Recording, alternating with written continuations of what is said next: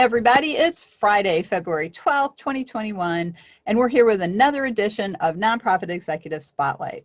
I'm Cecilia Supp. I'm a certified association executive, and I'm the principal and founder of Rogue Tulips Nonprofit Consulting and Association Management Services.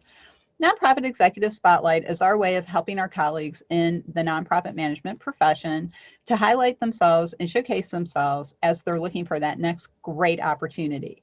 Today, we're here with our guest, Anuja Miner, and we're really excited to dig into her viewpoints on membership engagement and virtual events.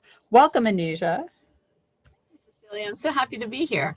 Oh, we're great you could join us today. So, what do you think is a major challenge for associations right now? We're still deep into the pandemic and lockdowns, of course. What do you think the major challenge is to maintain membership engagement? I think, the fact that we're no longer having those, in-person meetings. And I think, members enjoy that one-on-one networking opportunity, talking to their customers, but also more importantly, talking to, like-minded individuals, talking to their colleagues in a setting that's outside of the office. And I think that's a challenge right now because people are working longer hours, but they're missing out on that, shaking of hands and being in a room at a convention, or just being outside of their, the four walls that they're currently existing in. So that's a great point about a lot of people working from home now are working longer hours. What do you think associations can do to help their members find more balance in their schedule? Well, I think that, when we were in the office, we went to the office at a certain designated time, which is, 8 or 8:30 or whatever your time was. And then most people by 5:30, 6 o'clock, you shut your computer down, you went home.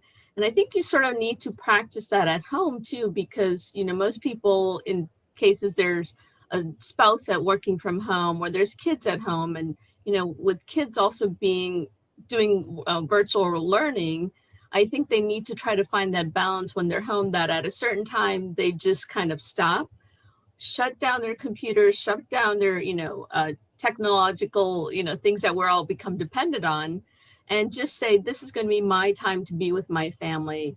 And I think it's also help people share meals together more, enjoy whether it's a snow day, that they're doing things together now as a family because parents are home now.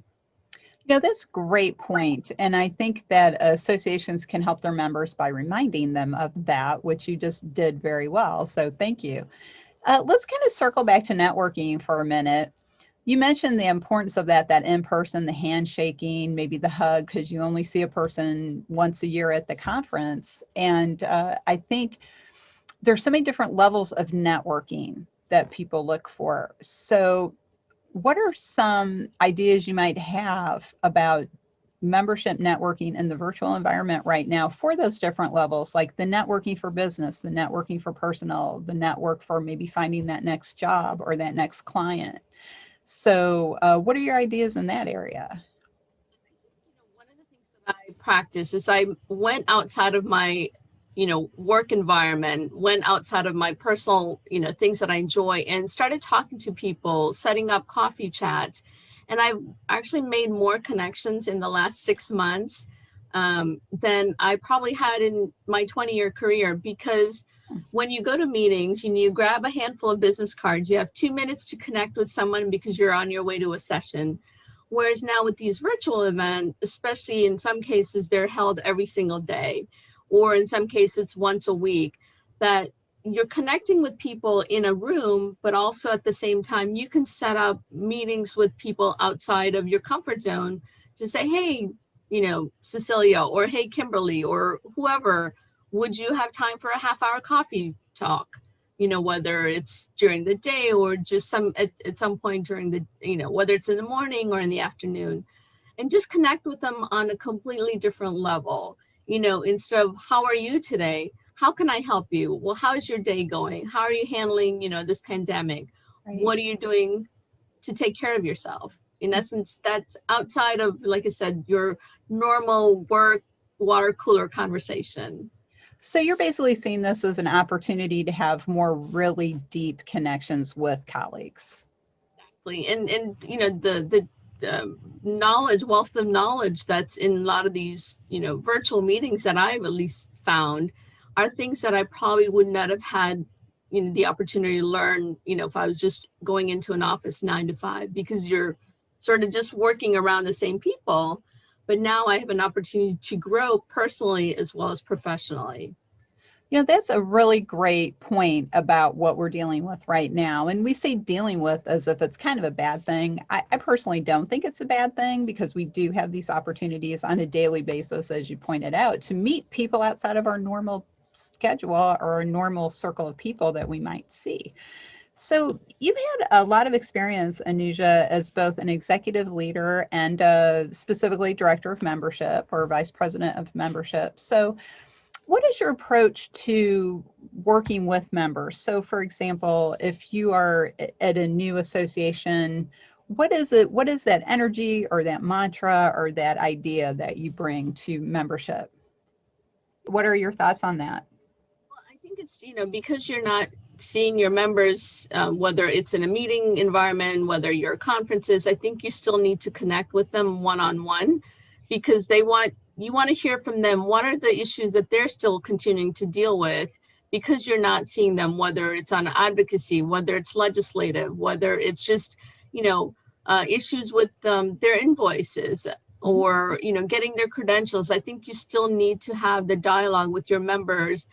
It's more important now to do those outreach, going back to some traditional ways of how membership was done, because now everybody's handling everything via computer, whether it's through an AMS or whether it's just everything is automated. I think you need to go back to some traditional ways of communicating with your members, whether that could be through a survey or having, the CEO to CEO conversations. Or maybe telephone calls. Exactly. And setting up could be one-on-one, with your department, with, their membership person or the person that you're directly dealing with, or there could be a department conversation, or it could be just a one-on-one conversation as well. Well, and I think the magic of the telephone is overlooked. I think especially now everybody's using Zoom or maybe some other conference software. But I remember we used to just pick up the phone and call each other, or maybe do a quick text or something like that. And telephone calls are a lot less stressful because it doesn't matter what you look like. So we're not playing with our hair and stuff. Right. And you're right. It's because you're so worried about, is my background okay? Is the, computer having issues, internet unstable? But more importantly, on the phone, you're listening to the other person and start worrying about how you're coming across, because you want to hear from them and not so much telling your story. You want them to tell you their story. Well, so let's talk a little bit. I think telling a person's story and really listening to that person is an important aspect of member service. And I think the successful nonprofit executive really focuses on that. So in your viewpoint, what is the most important thing driving your commitment to member service? Well, I think we all belong to something, whether it's a gym membership, whether it's, credit card company, whether it's an airline. I think the type of service you get, sometimes is great and other times it's not. And you want to make sure that your members are getting the 110% from you. And I think part of that is listening. Part of that is also asking questions, but asking the right questions, especially in this environment where, they're not communicating with their staff on a regular basis either. Is how can we as a trade association work for you? What more can we do? What are the things that you feel like you're missing? What services can we provide in addition to what we're already doing? Because if your members are successful, we as a trade association, nonprofit organization are successful. So as we're looking forward to not being in lockdown and not having to do everything on Zoom, what is the thing you're most looking forward to when it comes to member engagement? I think, having it continue to grow, because as you alluded to earlier, there's so much, everybody's doing things via Zoom. Everybody's, the email communication, the email traffic has increased exponentially. Even though, we were dealing with that over the last several years because everybody's communicating through email. For me, I think most I'm looking forward to is that one-on-one dialogue, one-on-one conversation, but more importantly, putting, our members in touch with other members and kind of talking through, what are some of the experiences you went through over the last year? How did you change your company strategy, especially as we going into, 2021, 22, 23, looking to the future, because associations are changing, and people are realizing, you look at your expenses, where are you going to try to figure out where you can cut costs? And usually membership is one of the first things where we look at cutting costs. So you want to continue, looking at what value proposition you're providing your members so that they will continue to support what you're doing, but more importantly, what you're doing on their behalf. So when you join a new organization, what's the first question you try to answer for yourself?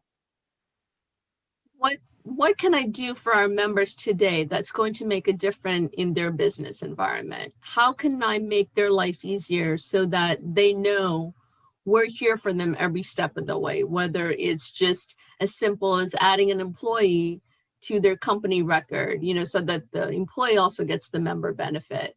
But more importantly, are there resources that we haven't tapped into in, several years? Can we go back to some of those really traditional resources that people were looking for, whether that means surveying our members, one-on-one, whether it's, putting member to member, communication, peer-to-peer dialogue, but also getting other staff involved and having the same type of conversations with members. We're making sure that, your staff is aware that, hey, this member has this specific concern. How can we help? That we're collectively working towards it and not, continue to work in silos, which is, I think, where we were headed for a number of years.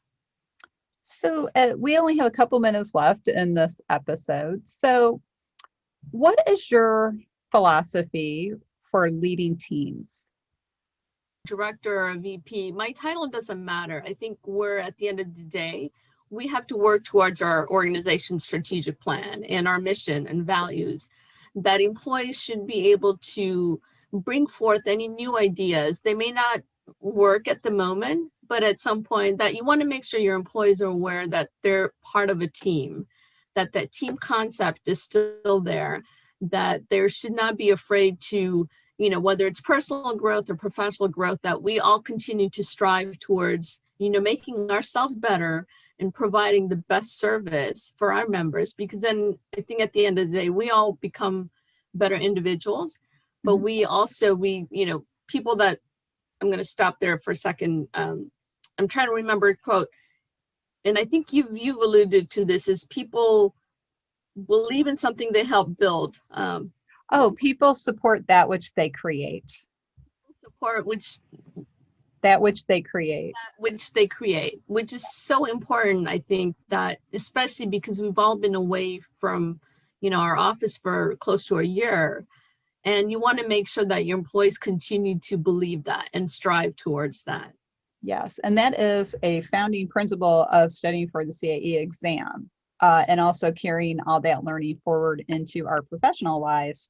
Because when people are part of something, they're more committed to it, as opposed to if you dictate to them. So I think that is a great note to end on, Anuja. Thank you so much for joining us today. How can people get in touch with you if they want to offer you a job? Oh, absolutely. I'm on LinkedIn, Anuja Miner. My email is anujam43@gmail.com. It's fine. No, but we have your email and we can find you on LinkedIn, and that's wonderful. So thank you for sharing that. So I encourage you, if you are looking to add someone to your team, to please reach out to Anuja and talk to her. I've known her for a while. I've worked with her as she's prepared for her CAE exam, and I can tell you she is a great addition to any team. So thanks everybody for joining us. Reach out to Anuja, have a conversation with her, or invite her to a networking group. She's very active in those.